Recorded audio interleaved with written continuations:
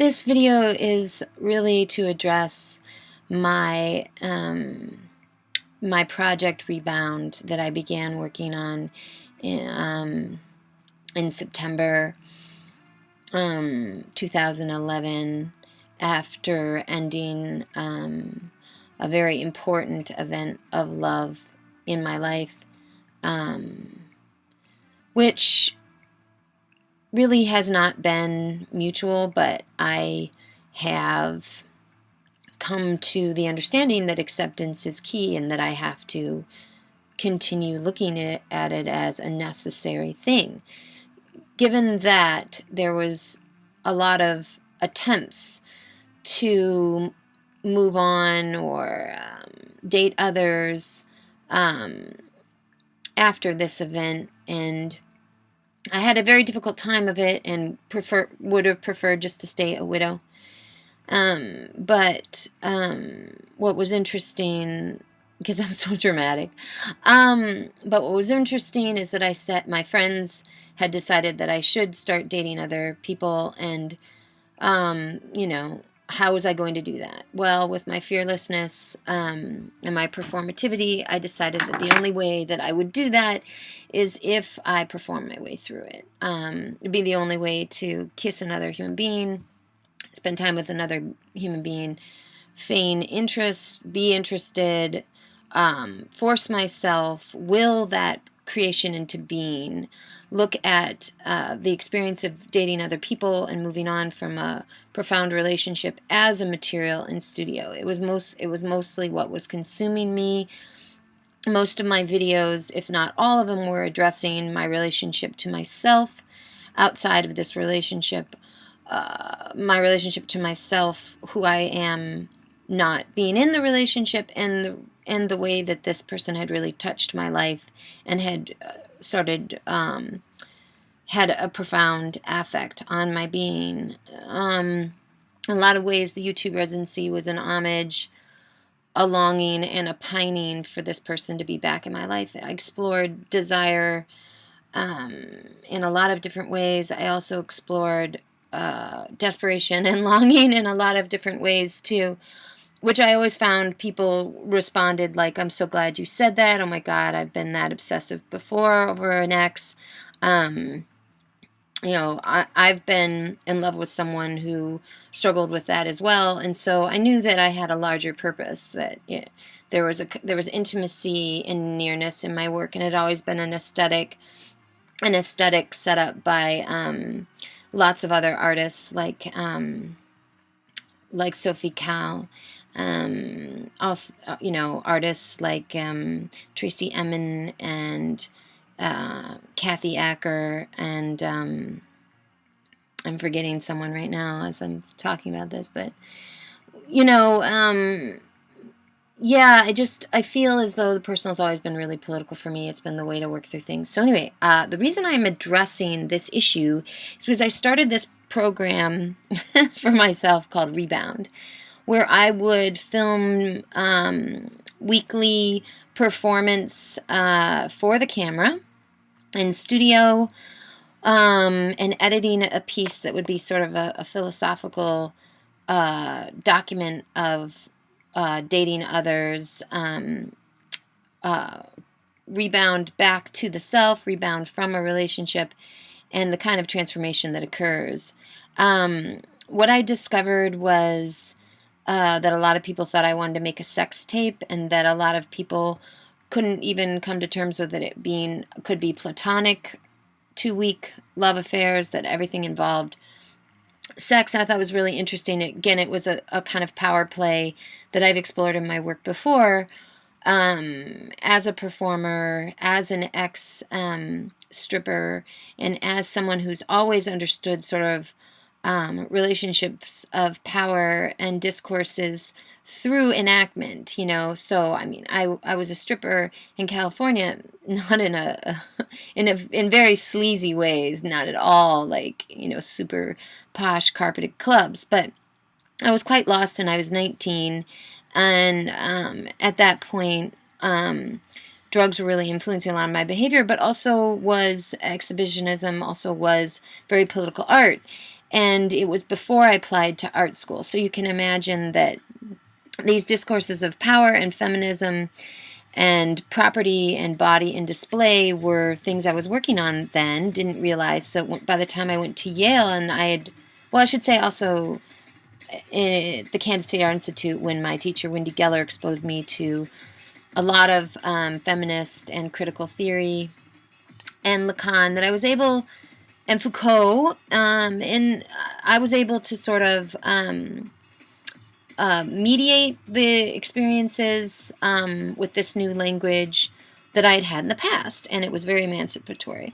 Okay, so that being said, there was another power relationship, and that there were very young men that wanted to date me, I think for the novelty of the event, being that I was an older woman of 43, that my sexuality was something that they were interested in, even though I said that I called them 2-week love affairs. 2 weeks it was kind of not really arbitrary. And I consider myself very much a lover and a romantic artist. So I was a little confused. There were people that were really interested in just the sexual aspect of the project, which was confusing for me. Also extremely difficult for me, as I thought, oh, well, sex is sex, and it won't disrupt my relationship with the feelings of love I had for my ex-partner. It will just be genitalia. And what I realized was that genitalia to genitalia is a relationship. It's a relationship, although it could be a casual one-night stand, or it could be 2 or 3 nights, or 2 weeks, or 3 years, that it's a relationship of genitalia to genitalia. So genitalia is genital sex is a relationship. So in trying to avoid a relationship by just having sex with someone to get over the feelings of an ex, I was really only resurrecting new feelings for the ex and not really moving on. The other thing that I realized was that there was a lot of power play, and as soon as I was in control, as soon as I was asking for sex, and as soon as I was asking for dates, and I was a part of that, it was a 2-week event and that it would end in 2 weeks, all of a sudden the chase was gone.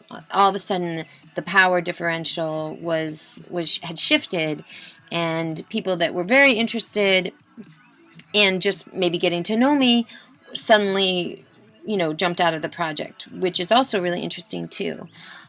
So the project really became more about an examination of the project, which is very interesting. Then the other thing too that occurred was that there wasn't a set. I wanted things to be different with each person, and that there were many people who I had conversations with, experiences with, but it never became that they were a rebound. It was always discursive. It was on the outside. They weren't going to commit to it, even though I was like, it's 2 weeks. The other thing is, you have to understand that some people want to fuck rock stars. And even though as a performance artist, I wasn't really someone who was considered a rock star, but I realized that there were many people that might have wanted to, fuck the rock star to get the song written about them, or that there was some intensity about my work that would match my intensity in the bedroom, or would match my intensity as a partner, which also was extremely disenfranchising for me. And I attempted to, one thing that Karen Barad said recently in a lecture is that she says, I am an interaction. I am never the same Karen as I am with this person. I'm never the same Karen as I am with this person, that I'm always an interaction. I also consider myself an interaction, that I'm always a different Heather with a different person. And so my attempt was, whether these were these discursive rebounds or whether they became a rebound, that I was attempting to leave all that I knew behind and become this interaction with this new person, which was interesting to me, which is why I wanted to treat myself as a material in this project. Also, what ended up happening was I ended up, interacting with my ex-partner quite a bit. resurrecting a great deal of feelings, which have never really gone away at all. And also collaborating on art projects with him. So that, you know, coupled with how the project was changing, meant that the performances I was doing for the camera were never about, oh, who I slept with, what it was like. It was always these philosophical examinations of love and relationships. Very abstract. And I realized that what I really needed to do was have a conversation with myself about the project, and realized, oh, I'm not ready to date anyone. Oh, I'm not ready for any kind of relationship of genitalia. And even a collaborative relationship was still really pulling up a lot of things for me. So I've decided to transform my video project, and it is now, well, I'm still going to work on it over the year, but it's going to be more about what I have been experiencing now. Definitely an examination of sense of longing and loss, and it's a kind of filmmaking venture because it's really using the writings of Bresson and Antonioni and Godard. I'm really thinking, I'm placing myself as this very important actress dealing with these philosophical concepts in relationships. There's no relationship, but really with thought in the self and the world. So it really, there is no title right now, and I will be working on the project for a year, and I will keep you informed. And I appreciate everyone that was interested in the Rebound project, and the people that were extremely supportive. Like, oh my God, Heather, you're so fearless. Oh my God, I could never do that. And the conversations that I did have, I think it has all led to exactly where I am today with the continuation of the project Transformed.